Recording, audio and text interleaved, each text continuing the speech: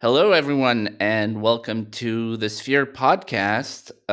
This is the second episode we're recording, so I still don't know what I'm doing. So I apologize in advance for all the numerous technical problems, awkward pauses, and generally unpleasantness.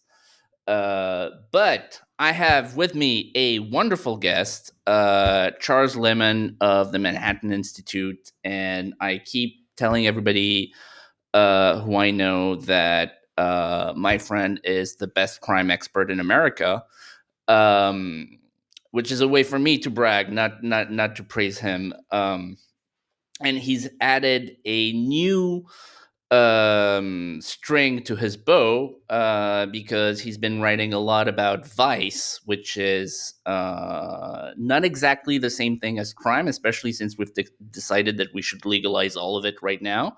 But we'll talk more about that. um, so yeah, I mean, Charles produces, to my mind, the best research today on these issues of crime and law and order and vice and this entire nexus of issues which have become very important in America since let's say 2020. Um, is there anything you want to add to your introduction? I haven't mentioned how handsome you are. No, yeah, I feel like I should add, I'm a fellow at the Manhattan Institute, where my sort of primary home is our policing and public safety initiative. But, I work on sort of a variety of things at the intersection of social dysfunction or social disorder. So that's crime, but also vice, but also drugs, but also social disorder.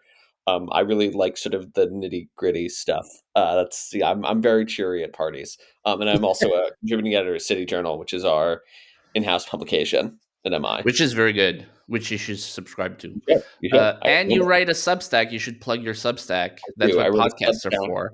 I read a Substack. It's called the Causal Fallacy, which is great because nobody can ever spell it. People think it's called the Casual Fallacy. It's not. It's much dorkier than that.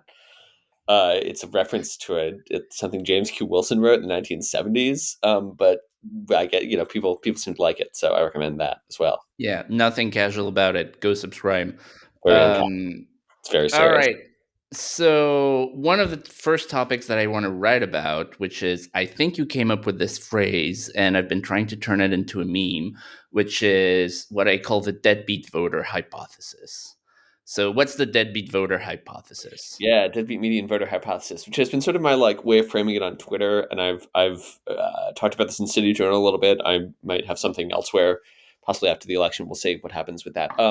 Right. I should mention, by the way, that this is being recorded before the election, so we don't have like exit data to validate Yeah. our So pure theory at this point. But go ahead. here's a very specific claim, and then I'll sort of expand it. The very specific claim is there's this weird dynamic in the ending days of the race where there were two phenomena going on. One is that the electorate is much less polarized on race than has been historically. Black and Hispanic voters are, although not overwhelmingly for Trump, are shifting towards Trump. And at the same time, the electorate is much more polarized on sex than it has been historically. So part of what's shifting there is that young Black and Hispanic men are moving towards Trump. Yep.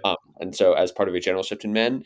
And so because of those two changes, both candidates are scrambling to, in the Democratic Party's case, sort of shore up their support among young minority men. In the Republican Party's case, try to get young men to turn out and vote for them because young men don't turn out. Right. That's sort of an issue. And so both campaigns appear to have this theory of this subset, this apparently newly important subset of the electorate, which is that basically they're like a bunch of degenerates. They like pot, they like porn, they like gambling, they like cryptocurrency. Uh, for example, the Harris campaign, I think last week from when we're recording this, put out its opportunity agenda for Black men, and it's a five Yes. plank platform. And two of the five planks are: we're going to protect your investment in cryptocurrency, and we're going to help you get jobs in the newly legal pot market. Obviously, you see this on the other side. Donald Trump has launched his own cryptocurrency. Kamala Harris has put uh, ads on sports betting websites. There's a bunch of independent stuff. There was just this. ad from a pro Harris PAC that was basically like Donald Trump and Project 2025 want to take away your porn. We're sponsored by Red Bull, by the way. Uh, This is these are my two vices. There's caffeine and nicotine. again, no, you They're guys all said. the drugs I need.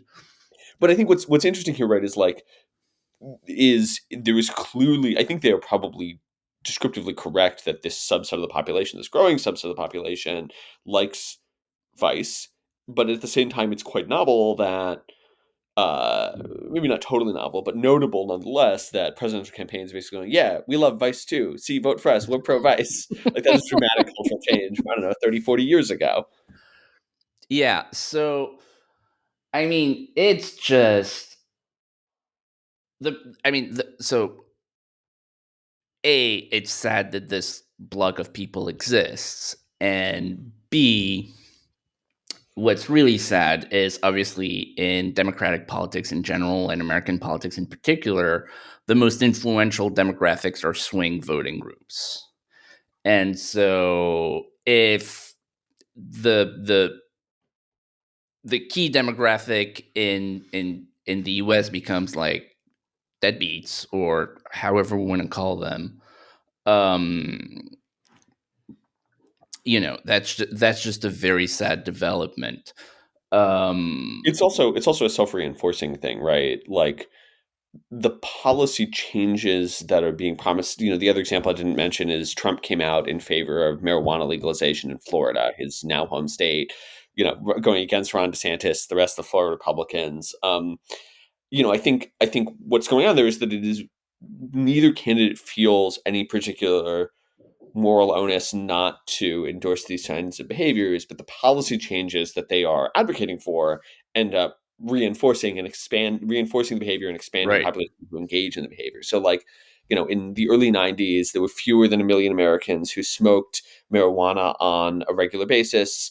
Today, it's something like 17 million. Actually, there are more Americans who smoke pot daily or near daily than drink alcohol daily or near daily. Oh Um, wow. so like, but if you legalize marijuana nationwide, you are expanding the pool of people who will be addicted to marijuana, and thus you're expanding the vice voter population, and the cycle keeps going. What happened to the Roman Empire? That's we're already depressed, I guess. So I should sort of put forward the sort of devil's advocate argument, and maybe this will lead us into a broader discussion of vice. Um, which is, there's nothing wrong with responsible adults enjoying a little bit of marijuana, deciding that they want to gamble a little, deciding that they want to invest in cryptocurrencies. Um, and this is a legitimate democratic concern that voters have. And, politicians are responsive to public opinion. That's good. Um, that's not the same thing, and maybe you disagree with that, which is, but that's not the same thing as saying, oh, there's this growing group of people in America who are deadbeats because they're all smoking pot all the time and they're all spending all of their family's life savings that they don't have on crypto and blah blah blah, and that's like an identifiable group of people, and like both parties Right. slash candidates have decided that they need to get that group specifically. Yeah, and well, so like, I can make an argument about the morality of consuming vicious substances, but at the end of the day, like, I drink alcohol, I have smoked like a handful of cigarettes, I've tried marijuana. Like, clearly, I have no credibility in making those arguments. It's fine with me. Um, like I can, like almost all of the moral arguments I would make, they're instrumental. It's like it's irresponsible. But I think it's much more important to get back to the point is like, and this gets at a sort of broader theme in my work, is that you can reason from the individual and say, well, either it's good or it's bad for all people. But that's not actually how addictive, harmful substances work, right? It's not how alcohol works. Many people can drink alcohol responsibly, and some people ruin their lives. It's not how cigarettes work. It's not how marijuana works. It turns out it's not actually how heroin works. The best estimates about 30% of people who initiate heroin use will proceed to addiction. So like, you try heroin, you got a 7 in 10 chance of not getting hooked. But Try this, heroin, kids. Your well, odds so are I good. would not That's recommend it because there's a 3 in 10 chance that you get addicted to heroin, and that's bad. Um, yeah, talk to so your dealer first. There are see if he risks. has it. Right. Well, no, but so the point is like at a policy has to concern itself with those sort of probabilistic outcomes because they matter at the population level. They matter even if, only some small fraction, it's like 5% of somewhere between 5 and 15% of gamblers are going to become addicted to gambling, but they're going to do a lot of harm to themselves in the course of doing that. And so what policy needs to be thinking about is like either we can let most people engage in something that is not harmful to themselves and they get sort of like a little benefit out of it at the cost of this small subset of users sustaining enormous harm, or we can deal with that enormous harm by prohibiting or strictly regulating the substance at the cost of that very little benefit to lots and lots of people. And so you're sort of optimizing on both sides. My argument is that in general, to go back to the normative side of this, we should be willing at the margin to accept more restrictions on vice for the benefit of people who like struggle with vice. That I don't really want to live in a society where like 17 million people are smoking dope all day. That's not good in my opinion, and I'm willing to forego the opportunity to like smoke a joint, not that I'm doing it anyway, in order for that to be true. So this is I was recently at a dinner for European business executives where they sort of asked me to talk about American politics, and the subject of pot came up. None of them knew that Trump had also come out in favor of pot legalization, and there was a He's always been soft split. on this, by the way. What? He's always been soft on this. Back in 2018, he Yeah, said, "Yeah, we should give it to the states." he's a New York liberal. He's a New York Giuliani voter. Um, anyway, but we love him. And basically, there was a split in the table between those executives who had been to the US recently and those who hadn't. And those who had been there recently were like, it's it's insane. All the streets smell like pot all the time. It's crazy. Like, I've totally changed my mind. And the guys who hadn't been to the US recently who were like, yeah, sure, legalize pot, whatever. It's harmless. There's this like right. Well, and there's this like very libertarian tone that these arguments take on where it's like you're not hurting anybody else. So really, what's the big deal? What they mean by this is like smoking marijuana does not cause you to commit acts of violence or property offending. And that's like mostly true. It's like by and large true. Yeah. But there are all of Yeah, the because it ways destroys that your brain. You don't have enough brain cells to yeah, commit property damage. So right.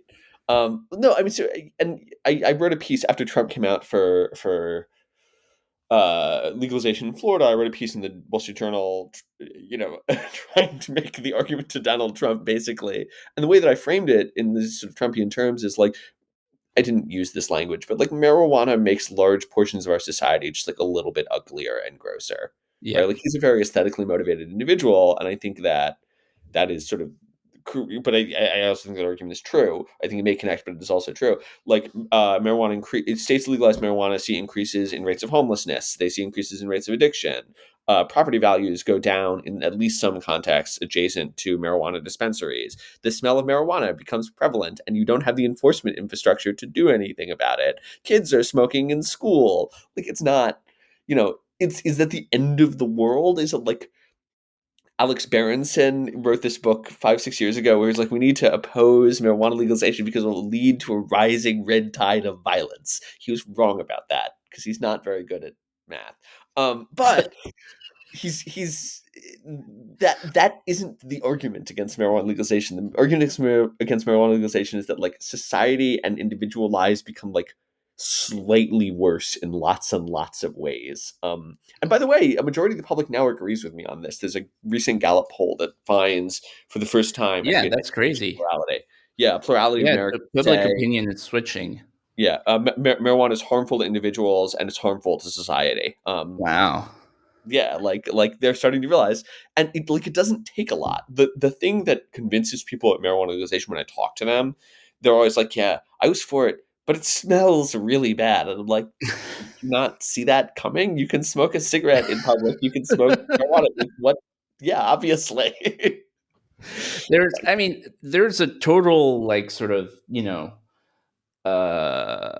kind of BAP like argument that just the fact that it's ugly and smells bad is reason enough to ban it. Like it's like, oh, how does it hurt you? Like, no, it absolutely hurts me to have to smell this shit when I leave the house. Like that's a harm on me, and so I'm gonna make you stop.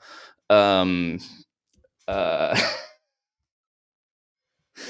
the other thing I wanted to say, so, and I wonder if you have data on it, and you said, oh, the cases that makes society worse in all these, small ways, but many small ways. Yes. There. The other thing is, it pretty clearly knocks several IQ points off of people. And I remember having these conversations in private, but I'm going to have it in public, which is like you can tell when somebody's a regular pot user. And like they may, they have a job, they have a wife, they have a family. It's not like their life just fell apart and they're now on the street, but they're just sort of less with it. Yeah. Um, Yeah, so there are a bunch of different dimensions there. There's sort of long run versus short run harms, right? Or acute versus chronic harms. And what I mean by yeah. that is like, you know, at the very least, marijuana is an intoxicant. If you were drunk all the time, you would be stupider. Similarly, if you're stoned all the time, you will be stupider. And the question is like, if you stop being stoned all the time, will you get smarter, or is there some durable effect? It's a little unclear. Um, the associational evidence is pretty good that it knocks off IQ points, particularly if you're smoking heavily in adolescence, like when the brain is still forming. I say to people like at the end of the day, my in some senses my ideal legalization regime, if you could make it happen, is that marijuana is legal only for people over 65, because like they're like, let them have a little pot, they don't mind, it's fine. um but the real harms at the other end of the age distribution, when you talk about like under 25, blah blah blah, brain still forming. So you see a lot of associational evidence for IQ. There's some good quasi experimental stuff. There's a study I really like, Maastricht in the Netherlands. You can tell me I'm pronouncing it wrong because I'm not a European. For so the Yes, you Dutch. don't speak European, do you? No, I don't. So you can get pot in the Netherlands, but there's a period of time in which they were prohibiting foreign nationals from purchasing marijuana, and so you look at the academic performance of foreign students compared to domestic students before and after the prohibition goes into effect, and the foreign students start doing significantly better than the domestic students, controlling for all other factors. Which tells Ah. you, yeah, so there's clearly at least some acute effect, and insofar as marijuana is addictive, the acute effect can play out for a really long time. There may be longer term effects. There's sort of a big question mark about the direction of causality with longer term effects, and this has to do with the whole panoply of um, mental health issues, not just IQ, anxiety, depression, etc. Which is the anxiety causing the marijuana use? Is the marijuana use causing the anxiety? Probably both. The one where we have the strongest evidence, I tend to think, is the association between marijuana use and schizophrenia, where we are like quite certain Yeah. that using high potency marijuana, particularly in adolescence, can lead Yeah. to psychotic breaks. Psychotic breaks can elevate your risk of schizophrenia subsequently. And we now have like, you know, I was just in a debate with Jacob Sullum of Reason Magazine where he said, "Well, the evidence points in different directions," and I was like, "No, yes, there's old bad research that points in the other What's direction, bad about schizophrenia? It's like, but there's new, better research where you exploit random variation in genes to estimate the effects, and it's very clear that it elevates your risk for schizophrenia causally." the government has no right to infringe on my right to give myself schizophrenia. I think it does. Well, more precisely, I think the government has the right to infringe on the rights of businesses to sell you products that will make you schizophrenic. Right. I mean, this is like this is the sort of, you know, it's not an original point, but like this is like the reductio ad absurdum of libertarianism, which is, do you have a right to something that takes away your freedom? And the answer, Yeah. the seems to be no, if you want to be logical. Anyway, Well, so the Netherlands thing is because the Netherlands has also, in my understanding, demonstrated another thing about why drug legalization is bad is the link to crime. Because, you have official government bodies now in the Netherlands saying we have become a narco state. Yeah. And the port of Antwerp is literally controlled by the Moroccan mafia because most of the pot grown that comes into Europe is grown in Morocco. And like the port of Antwerp is like the biggest port in Europe. Like it's kind of a big deal that it's literally controlled by a drug cartel. Um, and like the police no longer enters the port of Antwerp. It's notable, right? I mean, there are two things going on in the Dutch example. One is that like the Dutch approach was always less radical than the American approach. Like the Dutch approach is just we're going to decriminalize, we're not going to prosecute sales in restricted locations. So it is still Right, illegal to manufacture, distribute marijuana, to possess it outside of certain locations, sell outside of certain locations. It's just like we're going to turn a blind eye here, which is very different from right, like America, where you can walk down the streets of Manhattan and buy a right. joint and then smoke it. Um, Actually, you can't smoke it in large parts of Manhattan because of the Bloomberg era clean air laws, but nobody enforces that. It's very funny. You can't smoke a cigarette, but you can't smoke a joint. No, but so like in some senses, that is a more modest model than full scale American retail commercial legalization. On the other hand, as you're alluding to, they have their own problems. The Dutch authorities will tell you that basically the problem is like not with the Dutch, it's with foreign nationals, and by this they mean both the mob and also they mean like pot tourists coming to their country and Got it. being a pain. But I think this actually gets at sort of a deeper point, which is that drugs are commodities. They're bought and sold on markets. They're subject to the pressures of markets. And so, in a 21st century globalized economy where we're moving huge quantities of products at extremely low prices, uh, virtually effortlessly, the challenge of regulating or partially decriminalizing substances becomes much greater than it was prior to those changes. That, like, you're just going to deal with a bigger flow. The analogy here is like one of the many analogies here is, here in the US back in the 1970s, everybody thought cocaine was like basically a harmless drug. Like Peter Bourne, who was Jimmy Carter's drug czar, testified in front of Congress that cocaine should like very obviously be legal. It was no more harmful than marijuana. The reason, and people were doing coke, and it was advertised in magazines, etc. The reason for this is basically that coke was very rare and hard to come by, and so like only high status, high agency people were Right, doing it. And they were doing it in relatively small amounts because it was so expensive. And right, then the Colombian cartels like figure out how to get it in and start producing it in bulk, and the price collapses and you get crack and everything goes to hell. um, right, and the same dynamic will play out in other drug markets where like if you are artificially restricted in the availability by some feature of the commercial supply chain or by prohibition, then like it can appear much more benign than if you get a full scale like efficient global market in the right, product, whether it's marijuana, coke, or whatever. right.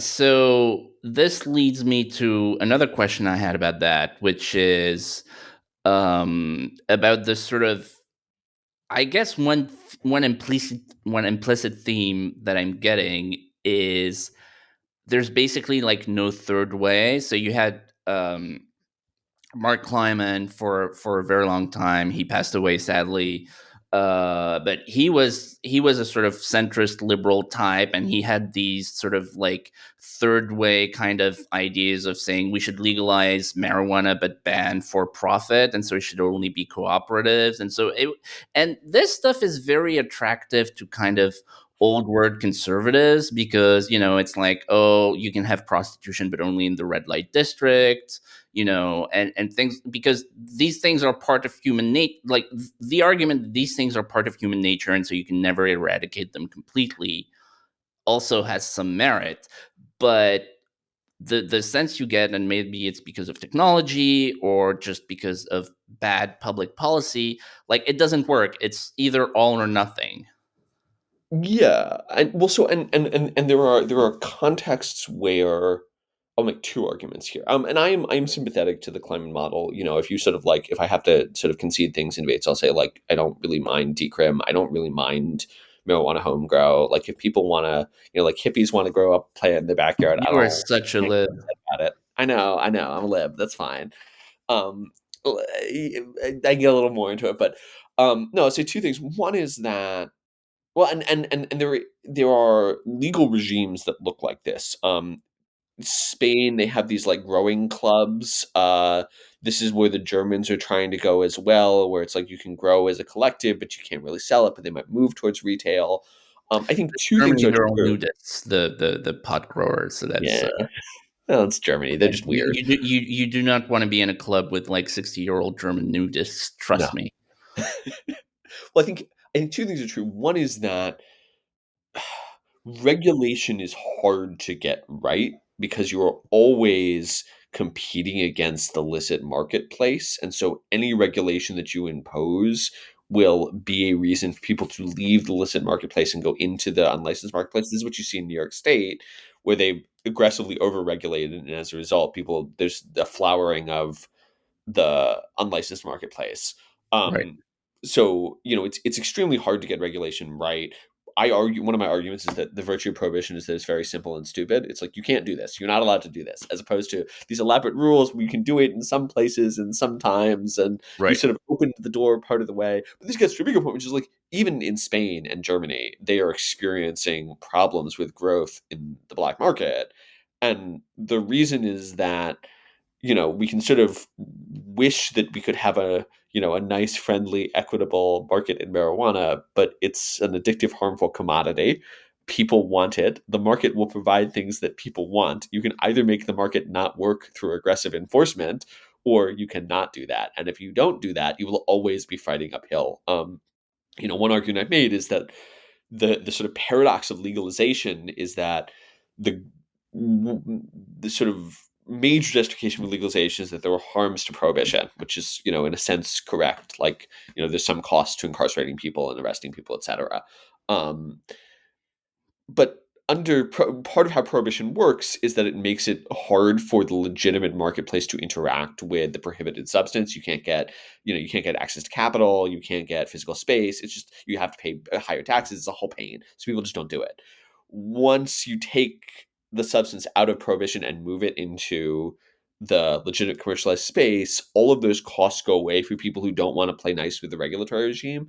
And so in some senses you actually need more enforcement set par under legalization than you do under prohibition, because you don't have this sort of formal act of prohibition doing some work for you. You actually end up, if you want to deal with the harms of the legal market, the unlicensed market, you actually end up having to crack down more than you would if you just said this is illegal, don't do it. Right. Right. So, yeah, I mean that seems to be the case. Like, we come up with these sort of like very elaborate policy schemes, and it turns out that it doesn't work in the real world. And what works best is just like arresting people. Yeah, and part of Speaking this of is arresting people, no, actually, I have another question because I think it's a very cool concept, very interesting concept. What's the iron law of liberalization? oh, right. Yeah, so we should talk about the Iron Law of Prohibition. Back in the 80s, Richard Cowan, who was a lifelong marijuana legalization advocate, he's a nice guy, actually. I've talked to him. Kind of Ran the National mellow. Organization for Reform of Marijuana Laws in the mid 90s, major libertarian. Cowan writes this article for National Review, Bill Buckley's magazine, saying, uh, Why is it always National Review? Cowan is single handedly responsible for convincing Buckley that marijuana should be legal. Fun fact. Uh, he writes an article in National Review saying basically why has crack happened? It's because of prohibition. And the argument is that basically higher intensity enforcement creates an incentive to substitute to more potent forms of the same substance because it's easier to smuggle. Uh, you get more sales per unit potency because you can divide it up more. And then there's sort of a general economic argument about the Alkene-Allen theorem that is hard to illustrate on a podcast. Has to do with the ratio of prices. So like this, in a sense makes sense, but this is an It's okay. argument that Everybody watching this is high anyway, so this is an argument, though, that opponents of prohibition make all the time. They say this bad outcome is the result of prohibition, right? Why did fentanyl happen? Because of prohibition. If we didn't have fentanyl, we'd have a diverse marketplace of low potency opioids. and it would be fine. This is like false for two reasons. One, because that's an insane argument. The idea that like the fentanyl transition happened because we prohibited Yeah, heroin no. in the In the case of 1900s. fentanyl, it's definitely not true. Yeah, but it's also wrong because I think what we've seen, we now have a number of examples of emerging legalized markets. Marijuana, increasingly, there are now two states that permit the sale of magic mushrooms, psilocybin, Oregon and Colorado. Massachusetts might follow. We'll see what they're going to do. There's increasing embrace of those substances, and then sports gambling. And what I argue is that in all three cases, what has happened following liberalization is an increase in the potency of the product being sold, not a decrease. That if you look, and marijuana is where the longest time period, um, if you look at marijuana, what you see is the 1970s was at 2 to 3% THC by mass. The 1990s like 4 to 5%. Today it's 15 to 20%, and you can get concentrated products that are like 80, 90% THC by mass. And the reason for that, and this gets back to the iron law of liberalization, which I assert is the more liberalized the drug laws, the more potent the drugs. The reason for that is that with addictive substances or psychoactive substances more generally, uh, the potency is what people want. They want to experience, particularly, they want to experience the reinforcement associated with the psychoactive component, like the nicotine that you're consuming right now. And particularly the consumers who drive the marketplace, i.e., the consumers who are addicted, are looking for the consumption of that. And so the incentive of the market will be to produce the most potent product possible, to sell to users who want the most potent product possible. They're responding to demand. And you see this, again, you see this in marijuana, you see this in the rising potency of psilocybin and magic mushrooms grown into legalization. I would argue you see this with sports gambling, where app-based betting is a much more potent form compared to what you would get in a casino or what you would get from your illegal bookie. And so, Porn? like, the libertarians are failing to understand capitalism. Is my core argument. Like, they don't understand that markets are wonderful and efficient, and they produce the sort of thing that people want. And the thing that people want in the case of drugs is really, really potent drugs because drugs are great. Yeah, no, I think that is such a powerful thing conceptually because, like everybody else in the 2000s, I read about the iron law of prohibition and probably on National Review. Um, and it turns out not only is it not true, the opposite is true. Right. All right, let's talk about crime. Um, so I guess I'm gonna frame this with a very big question, which is, how do we get to Singapore? um, the Singaporean context. Okay, I'm going to answer the literal question and then the question you asked. Actually, the Singaporeans are kind of weird. Um, like a, they don't have a lot of rights, but b, the Singaporeans have actually gone all in on certainty and swiftness of punishment. So like, have you been to Singapore? No, It's an interesting place. I recommend going. The food is. I've been once. My wife's family used to live there. It's a long story. The food is very good, but the thing that you notice, or at least I noticed, is that the entirety of Singapore is just blanketed with cameras. They always know what is yeah. happening everywhere at all time.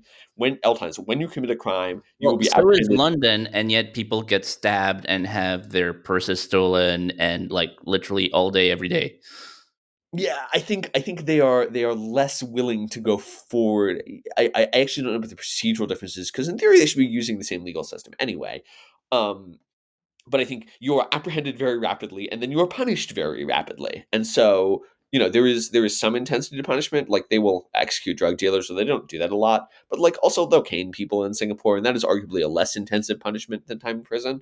And I think that gets at like, part of why Singapore is very safe is because they have put a lot of time and money into the enforcement infrastructure. My argument in the US context is that, like, okay, so there are many dysfunctional US cities. And my argument is that a lot of our problems writ large in those cities, but also across the nation, are downstream of just sort of choosing to not build a better criminal justice system that we have across a number of Yeah. dimensions chosen to invest less and to do less with our criminal justice system, which is like very different. And people often have these conversations in terms of attitude. It's like, we're too lenient. And I think that that is potentially right at least some margins, but I think it downplays, there's a, excuse me, a chart I like to use where I show the ratio of police to population in the United States. And it sort of starts rising in the early 1990s when we do major federal investment. And then that peaks in about the Great Recession. And it's been falling since then. We are like below 90s level of police to population ratio. Um, Wow. that's a big problem. And so, like, whether it is on the dimension of swiftness and certainty, which you need policing in order to do, whether it's on the dimension of severity, and I have a forthcoming piece in City Journal in which I argue for building many more higher quality prisons, which you need in order to incapacitate people. Like, we have, for political reasons, I tend to think, basically said the criminal justice system works, but we're going to do less of that. We're just going to use it a lot less. And that has led to systematic disinvestment. And the systematic disinvestment leads to higher rates of crime and higher rates of disorder set par than we would get otherwise. Right. So I guess I'm gonna frame things a little bit differently. When you talk to a lot of people, when you talk to quote unquote normies, they tend to think of crime as like a fact of life, like the weather. And you can sort of protect against it, but it just happens. You can't really do anything about it, and you just have to live with it. But there are countries where you can leave, like we've all seen those videos and they're real, where you can like leave your laptop at a cafe and like go for a walk for 2 hours and come back and your laptop's still there, where women are not afraid to walk alone at night. They don't even think that they would have a reason to be afraid, um and so on and so forth. It's it's possible. It's actually like a solved problem in public policy. So, can you confirm that that's true? And B, like, what what's the like three things Yeah. we need to change? There were like lots of different variables there, and so my answer is like it is possible. It is harder in some contexts than in others. So, like, there are non-policy factors that affect the crime level. My favorite example of this is just like the age distribution of the population will matter a lot for the crime level. If you have a lot of young men, But we're getting older young men, yeah. Well, in the right. So, West. so part of the about half of so in America, the crime rate has declined precipitously compared to the early 90s, and about half of that decline is attributable to the baby boomers aging out of their peak crime committing years. So, like, you get They're demographic just stress. committing financial crimes now. Yeah, varies. Different subpopulations. Uh, but I think and my argument has been like I don't think we're going to go back to 80s and 90s level violent crime because there are so many of these demographic structural factors that like militate against it. It's aging. It's the fact that we're fatter, we're lazier, we're richer, which has effects in different directions.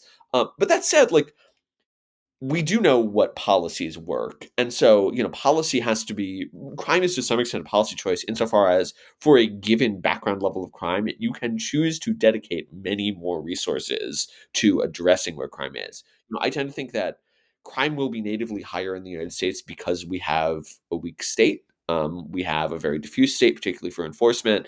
We have a relatively strong civil society. There are pros and cons to this, but we could also choose to do much, much more at the margins to make crime much less common than it currently is. There's actually, like, America does not need to be an outlier on homicide. We choose to be an outlier on homicide, but we could just not do that. And to get to the sort of low crime societies that you're talking about, there you can talk about like norms and social values and whatever, and there's clearly like some of that, but at the end of the day, like choosing to engage in antisocial behavior, whether it is like, I don't know, littering or public urination or like robbing somebody or stabbing somebody, is like a rational calculus, at least partially, for certain definitions of rational. And the biggest policy input that we have there is just like, if I do this, will there be consequences? If I steal a laptop, will there be consequences? If I uh, stab somebody, will there be consequences? I think that the policy environment long run in the United States, and by long run I mean going back to the 18th century, has erred on selecting against that, and some of that will be inalterable. Like, I'm a lib. All else equal, I think it's good that we have rights and we have the Fourth Amendment here. I know it's sad, but I do. But like, Security is the first right.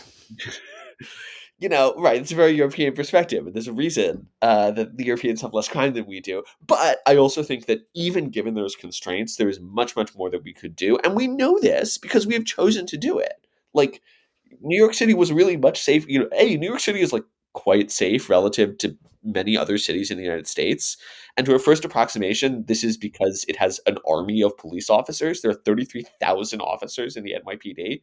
Um, so New York City is much safer. It also has been historically much safer than it is currently, and that's because they used to choose to do things that worked, and often now they choose to not do things that work. Um, like, it's not like the '70s when we kind of didn't know what worked. We now know what works in policing. We have good Right. evidence, and so it is often a matter of will or of political priorities. So, drilling down on this question of rights, um, alleged rights. Yeah.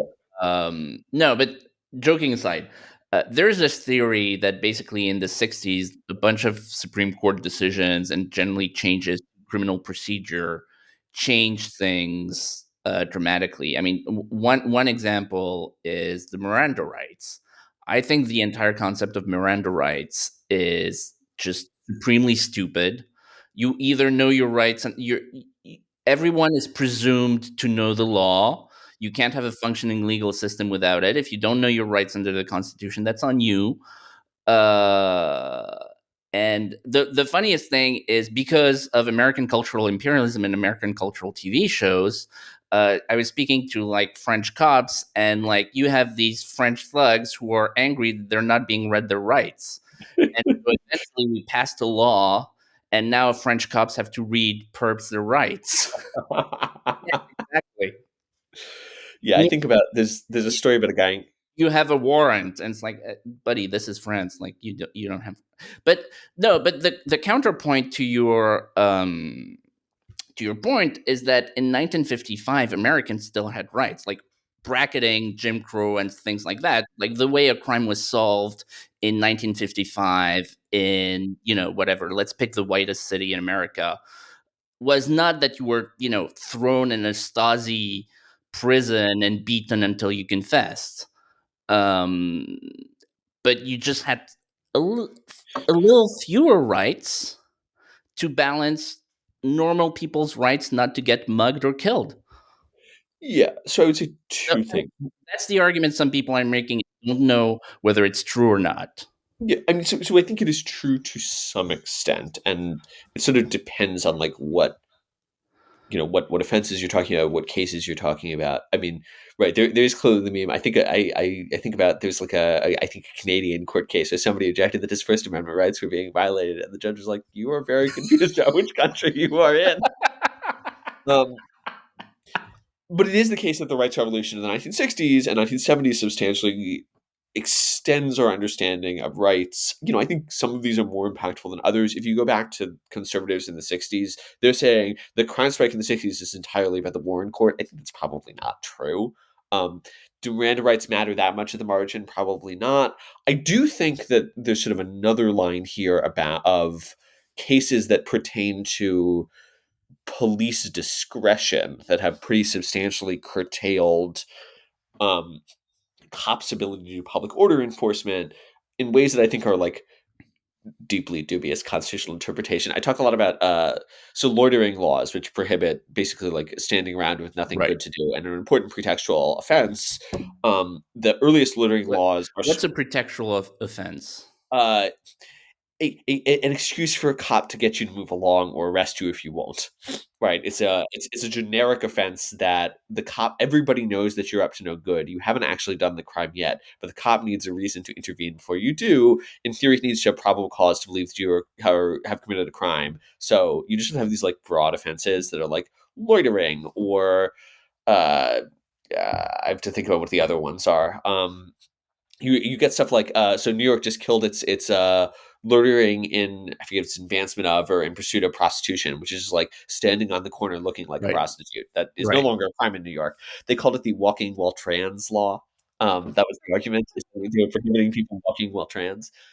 Anyway, uh, no, It's so not I walking think while trans, it's standing while trans. Get it right, damn it. no, but so I think you see this. So go back to loitering laws. There's public intoxication is another one. Like you don't ban public intoxication because it's bad to be drunk in public. You ban public intoxication because people who are drunk in public often are about to commit other crimes. Right. Um, so back in the 70s, in Papa Christie v. City of Jacksonville, the Supreme Court strikes down a loitering statute and a bunch of other ones by they declare it's void for vagueness. What does that mean? There's now a large body of constitutional doctrine about void for vagueness. Clarence Thomas and I both think it's kind of nonsense. If you read the Papa Christou case, it's more about like the majority opinion is more about Ralph Waldo Emerson than it is about the Constitution. And this, to Many get to such your point, cases. yeah, a lot of the cases that we're talking about are just very bad legal reasoning. But I think, there was this sort of general sense of like, we need to prioritize the absolute right of people to be free from anything other than a very neatly delimited crime. And that's just sort of like not how policing works. Policing is really about uh, preserving order and addressing problems as they emerge. Problems often overlap with, but very rarely are completely coterminous with, neatly delimited criminal categories. Um, so I do think that there have been profound legal changes since the 60s that have tried to box policing more and more in. Cops have figured out ways around this, right? So it is you we in response to ban on loitering laws, you establish these loitering plus laws that sort of are more narrowly define what loitering is, and they get overturned, and there's a back and forth. You know, I There is this general push towards securing the rights of defendants that I tend to think has gone too far in that direction. So I would say yes, that's true. On the other hand, like I don't know, America's like a really libertarian country. It was a libertarian country in 1789, and it's a libertarian country today. Like people get to have guns, people have free speech rights. Like we were less libertarian then, but a lot of this stuff is long standing.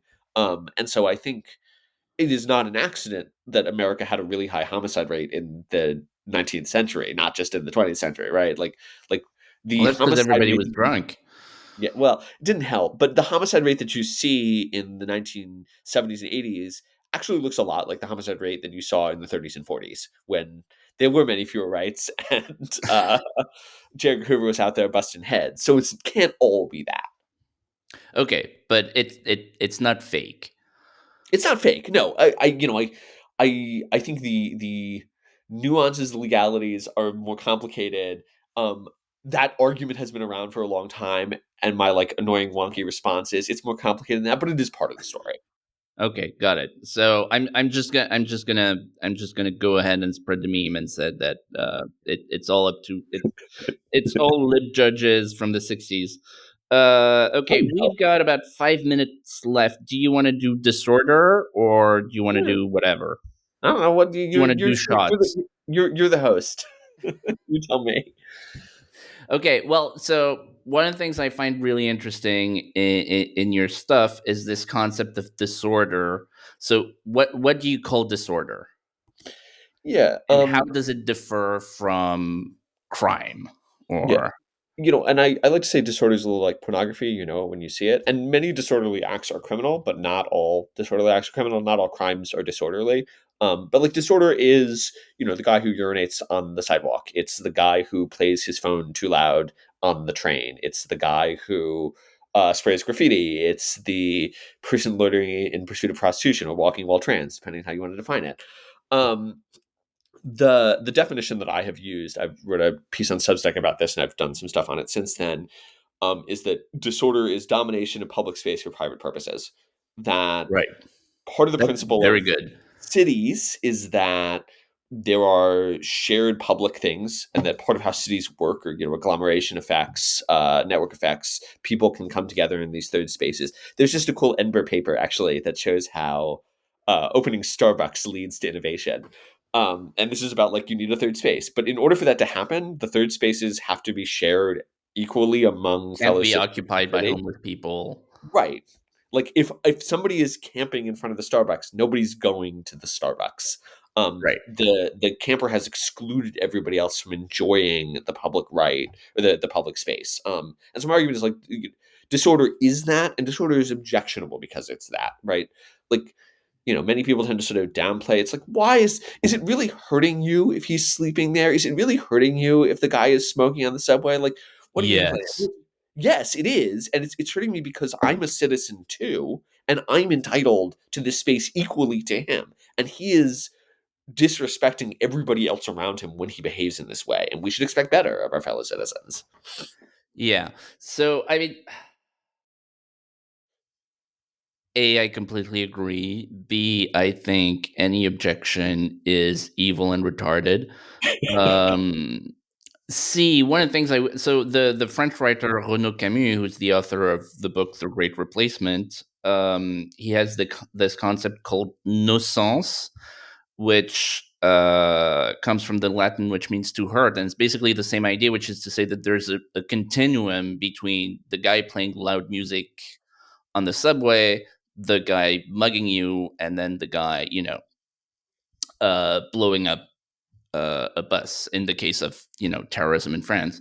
And I find that so profound. So what do we do about it? You've got 2 minutes. Yeah, well, and so this goes back to the sort of dirty three-word term is broken windows theory, right? And the broken windows theory argument, very succinctly, is that that's true.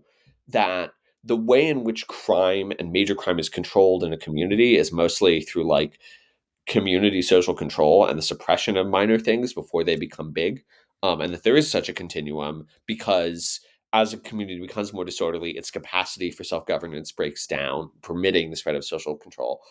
Preventing the spread of major crime. And so the thing that you have to do holistically is try to restore community self governance. And broken windows policing, as a set of strategies, and this goes back to the previous conversation, is not about like enforcing against specific offenses. It's about saying, what are the sources of disorder and dysfunction in this community that are limiting its capacity to govern itself? And then how can the formal mechanism of the state supplement, enhance, or enable the community to deal with this problem? What do we have to clear out? Who do we have to arrest? What do we have to make pretty? How do we build it back up so that we don't have to be here anymore because the community can handle itself? And then there are lots of strategies for doing that. But that's sort of the big idea that is, by the way, limited insofar as we regard policing as primarily cops responding to discrete incidents rather than police as an extension of, or I like to say the credible threat of the community as a holistic entity. Very true. Very true. So basically, empower cops again to to stop these sort of this Yeah. disorder. Well, I think Um, I think that's true, but you also the cops have to understand that their job is to make it so they don't have to do their job anymore. That like in a well functioning society, policing is relatively rare because the community mostly governs itself. And when yeah. that social control breaks down, that's where you need police officers. Right. Okay. Well, on that note, thank you very much for your time. I learned a lot. I hope anybody who's still watching learned a lot. And I won't take up more of your time, but thank you very much for being here. Absolutely. Thanks for having me on.